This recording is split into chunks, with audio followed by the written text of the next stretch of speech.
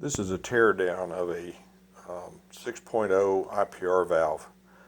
I got this valve sent to me from a member over at powerstroke.org. It's Hot Rod 3949, and he was kind enough to send me his valve that he had had problems with. So I got it all took apart. So it's uses an orifice, a variable variable orifice, and two sizes of orifice to work the main relief in here. This little guy right here, which you can close, you can see, is got a point on one end of it, and it sticks in this big piece here. This is the main valve, okay, the pilot valve, and you have the spring for the main valve, the actual main valve, the body for the main valve. Okay. Then we're going to skip up here. This little pin right here pushes on that small spool down at the bottom. This is just a guide for it. And the piston that works from the electric current for the coil. And it runs inside of this tube, which the coil I don't have laying here in this pile. That's the main body of the valve over here. And of course the mounting nut. The big spring, where's my pointer?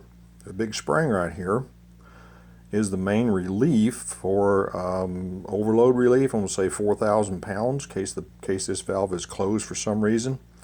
And it pushes on this washer and these three little balls.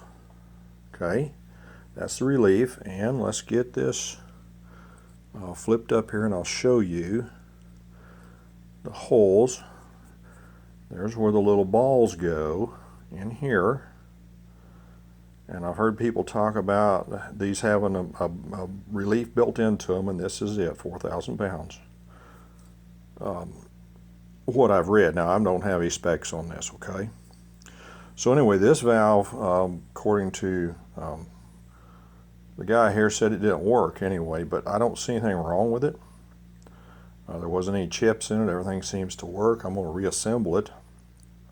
I did test this with air before I took it apart. My air compressor cuts on at 150 and cuts off at 175, and the air was not strong enough to push through the valve. I'm thinking either this one little small spring here has the relief valve biased in a closed position.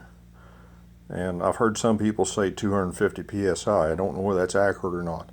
I'm going to rig up a test block, and we're going to hit this with hydraulic pressure. And also going to rig up a microcontroller, either an Arduino or Raspberry Pi, I don't know which yet. One of them, and we're going to PWM this thing just like you would on a truck. Anyways, and see what kind of pressures this thing works at. I know there's a lot of stuff on the internet about them, a lot of misconceptions, I think. And this is the first one and the only one I've seen took apart by anybody. So let me know what you think about it, and we'll get back to it after I'm going to make a block on my old mill over here.